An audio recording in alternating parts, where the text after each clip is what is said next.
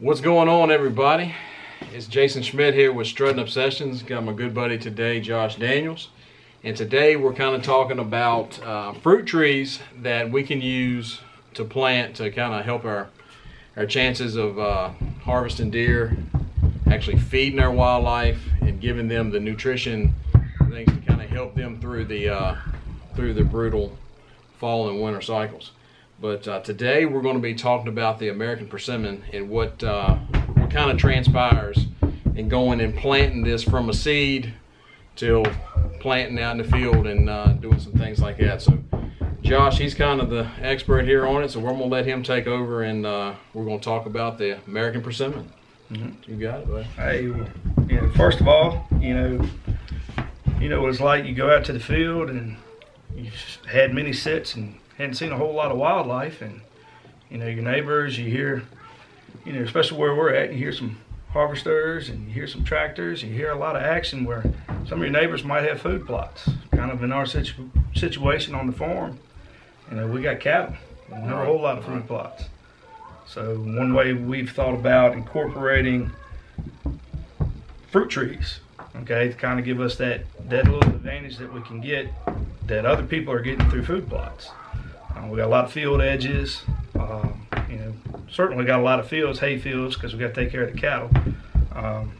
But we got a lot of edges, a lot of hedgerows, things that we can use as far as transitional sites that would be perfect for a persimmon tree.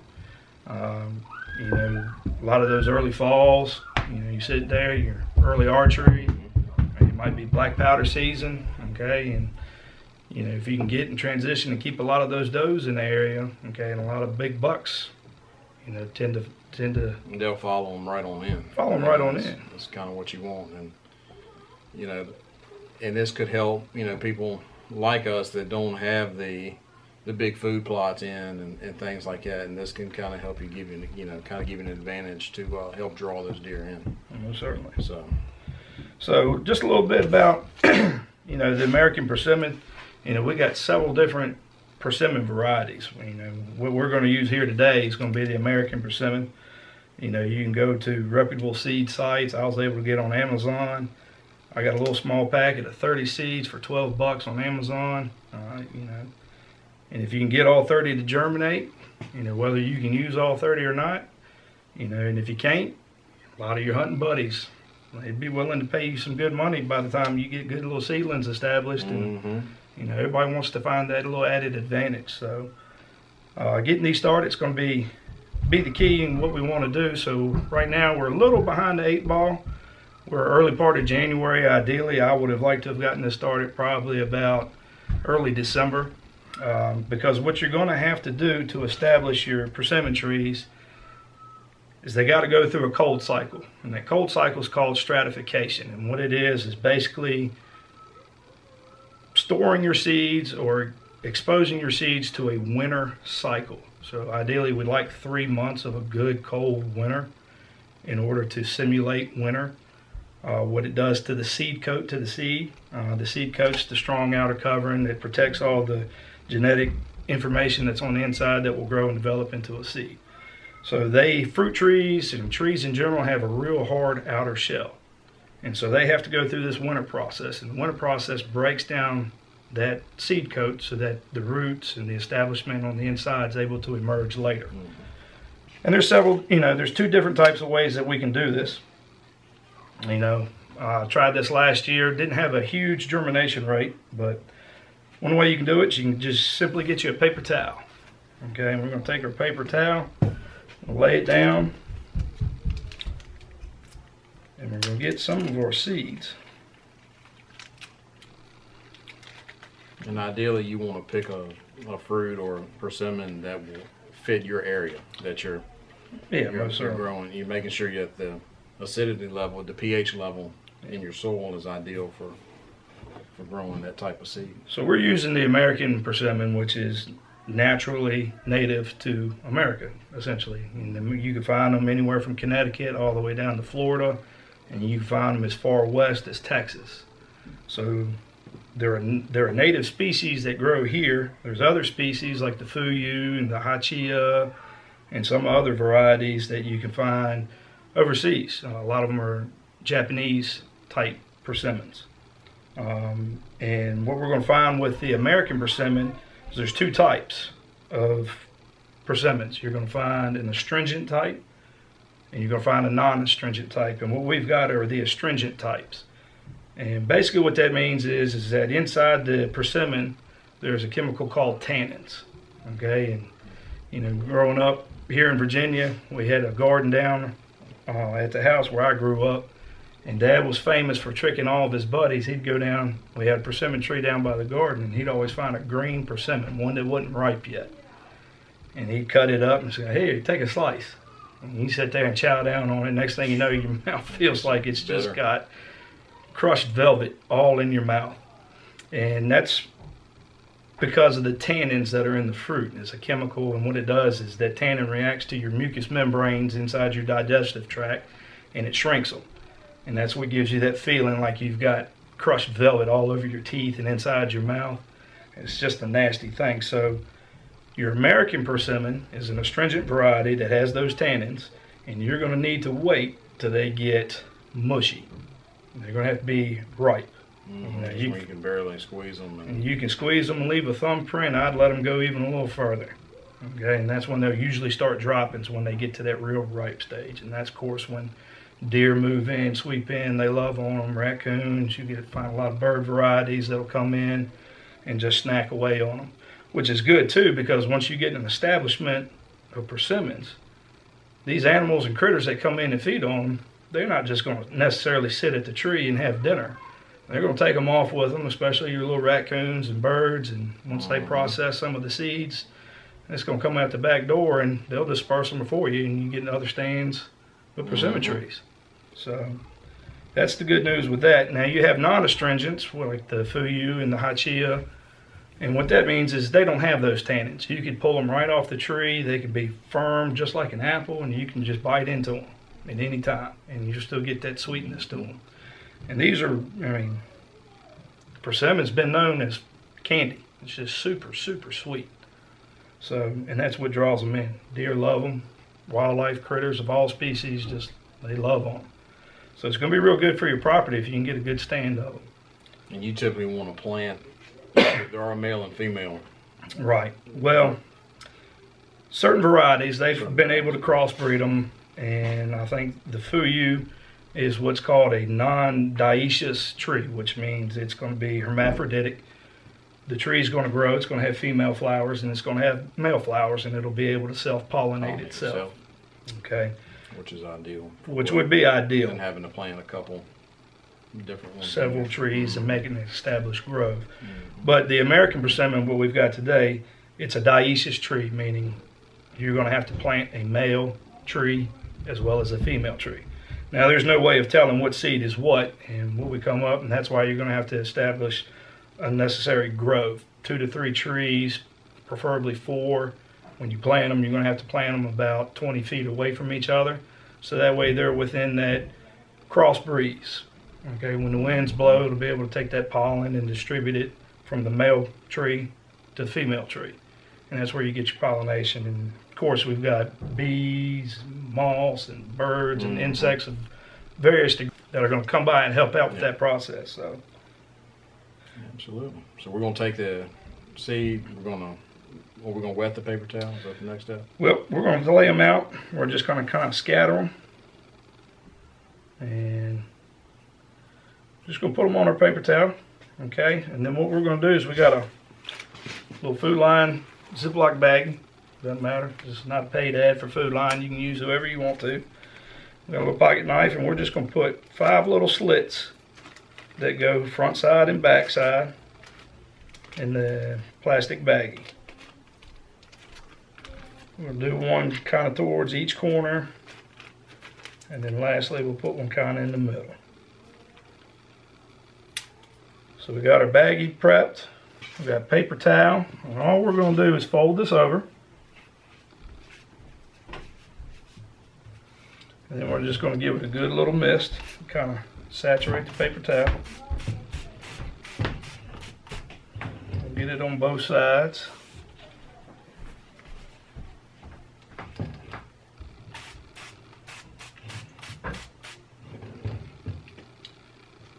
once we get it good and wet, Looks like they do something good.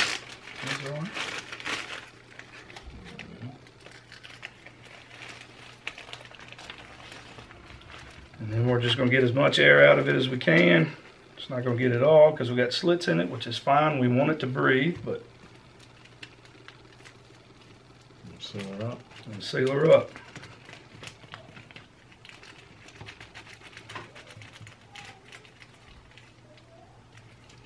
Now, simply, it's as simple as this. The next step to the process is we're going to take our Ziploc baggie. We're going to go to our refrigerator. We're going to find your vegetable crisper drawer. Slide it in there, and we're just going to leave it in the refrigerator for up to 3 months. About 90 days worth of cold refrigeration, and that refrigerator is going to simulate the winter process. We got moisture in it, which is what it needs to help get it germinated. And that cold weather is going to help break down that seed coat, which is in turn, after 90 days, we're at the start of early spring. By the time spring gum starts rolling around, we're going to be ready to get these seeds out. We'll go out hunting in the morning. We'll come back and check your fridge for our persimmon seeds. So, and then we ought to be able to see, we'll take them out, check, make sure they got a good little radical or taproot. And then from there, what we would do is take them, we'd get our seed trays, fill them up with dirt, and get them transplanted, and let them start growing in dirt. And then we're going to let them hardy off. Once we get them in our containers, we're going to keep them outside early spring. If we have one of those frosty nights or anything like that, obviously we would pull them in, but we want them to stay outside.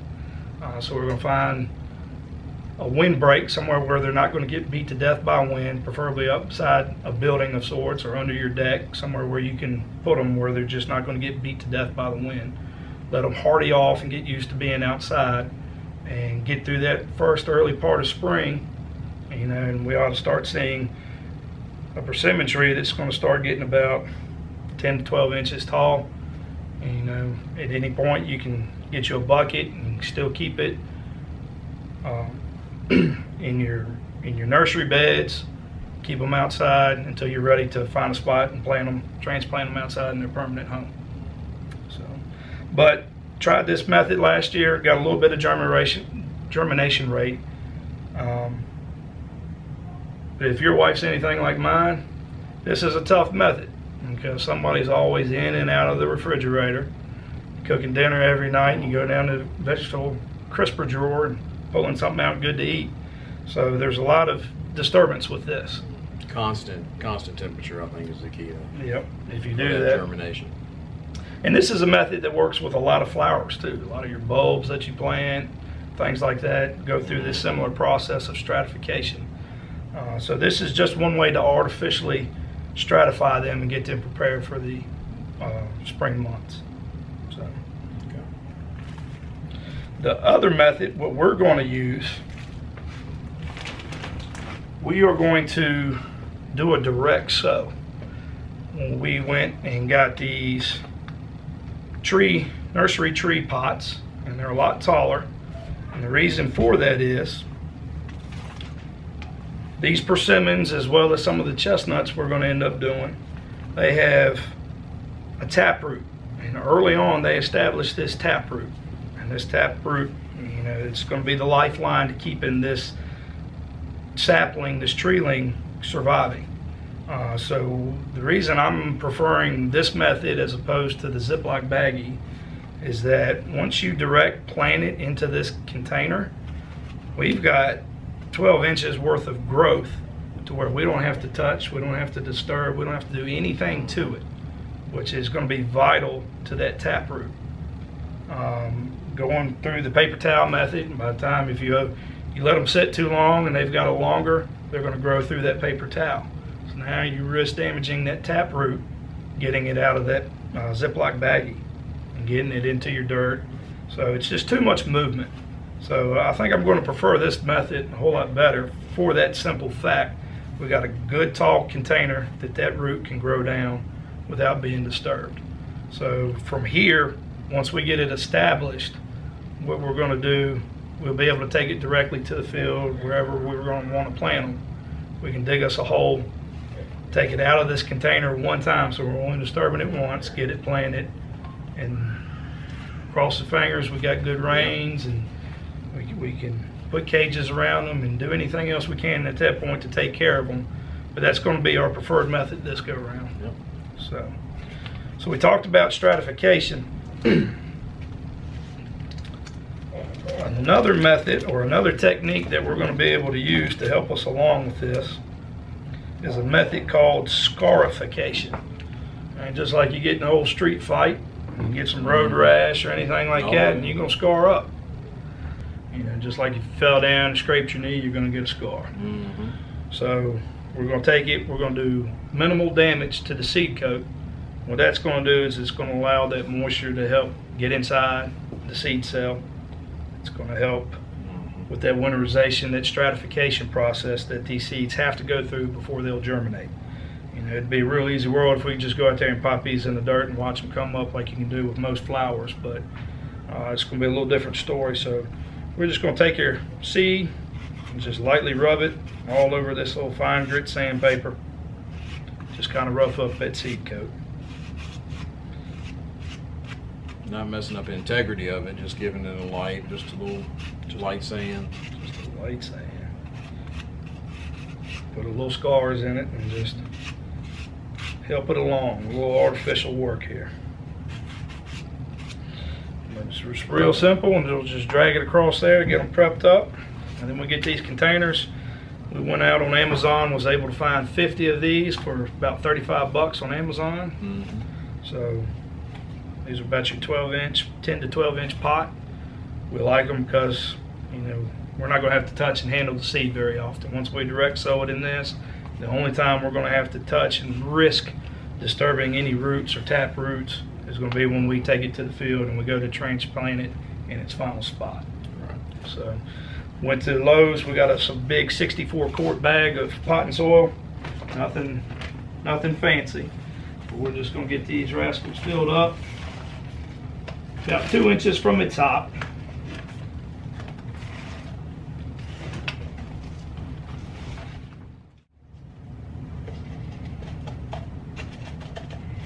We're just going to lightly pack it down.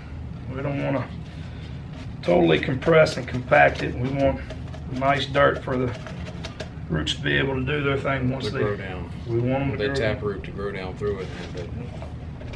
So you don't want to constrict it to the point where it's going to struggle to bust through. Yeah. This little loose potting soil, this is going to give it all the nutrients it needs to get established. So we get it about 2 inches from the top. We're just going to take your finger and go down about to the first knuckle, go down about 1 inch, just drop it in. And then we're just going to pull dirt right on top of it, make sure it's got good seed to soil contact. And we're just going to give her a little drink. We won't have to totally saturate everything, because with this process, we're going to end up setting them in these little crates we got.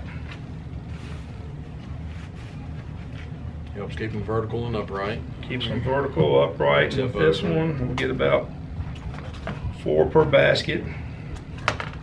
And then the final stage, what we're going to do is we'll get some chicken wire or some hardware cloth, and we'll be able to put a piece over top of it, and you can zip tie it to the handles. What that's going to do is it's going to keep squirrels or birds, anything from coming by, rooting in it and disrupting it, running off with our seed. From here, we'll take the baskets and we're going to set them outside.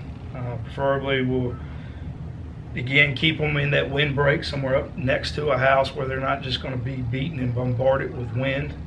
And that's another reason we took them 2 inches from the top. And once that seedling does start to emerge, that gives it a little bit of extra windbreak to keep the wind from being able to just beat it. You know, a lot of our early springs, we get a lot of heavy winds, a lot of late winters through February. Especially as March winds come through. March winds are brutal, so we want to do any and every little step we can to help protect these little seedlings. So we didn't totally saturate this pot, we only misted it. We want to make sure that the seed itself has moisture to it to help that germination process, but these are going to be outside. We always run into, here in Virginia, possibilities of snow in January, February, and we've had some pretty substantial snowfalls in early March. Heck, even into April at times. Even April, yeah. So it's going to get the moisture it needs by being outside. So this is a little less artificial stratification process because we are putting it outside in the elements. We are letting Mother Nature supply the refrigeration, the cold weather temps that are needed to help break down that seed coat. But yeah, from here we'll just get us a piece of hardware cloth, zip tie it to the handles, and we'll set it outside and let time take its course. That's right. And I think what we'll do is this will be like a first part series, and then we'll come back, you know, once we get to spring and we're ready to transplant, we'll go ahead and do a second part series. Do a follow-up and try to get these things in the ground and showing how we prep and get these trees ready, you know, for their course outside. So. And then we'll talk location, you know, where you want to put these things, where these things are going to thrive. This American Persimmon, it's going to get to be about 20 foot tall. Natural native species, wild persimmon trees, I think can stretch upwards of 60 foot tall. So there's going to be a lot of considerations that go into where you want to put your persimmon tree. Thinking about your land, thinking about your hunting stand locations, or where you might want to create a hunting stand location. So there's going to be a lot that goes into this. It's a fun little science experiment. If you got your little kids with you, they like to see things grow and develop, and get the whole family involved, because that's what we're about. Exactly. You know, and I think we've got some kids coming along that, you know, that we're trying to introduce to the world of hunting, and it's no better way is to get these kids outside and let them get their hands on and let them see this process, and it'll help give them appreciation for the outdoors, and just trying to raise them right, and try to keep these kids interested in this great sport that we've got, and it's a lot of fun. It really is, and hopefully this will shed some light on, you know, whether you have a huge property, you know, 300-400 acres, or you have a, you know, a 10-15 acre plot. You know, all this can be done there. So like I say, if you interested in trying to stick with us, like, subscribe, share, and we will follow up here in the next few months, and we'll have another second video on the process of transplanting. So that's right. All right. Faith, family, and outdoors. That's what we practice. It's what we preach, and it's what we live by. So thank the good Lord Almighty. He gives us His support and the friendships and the bonds that come through it all. That's it. We appreciate you shedding a little light on this for us, Josh, and like I say, we'll catch y'all on the next one. We appreciate it.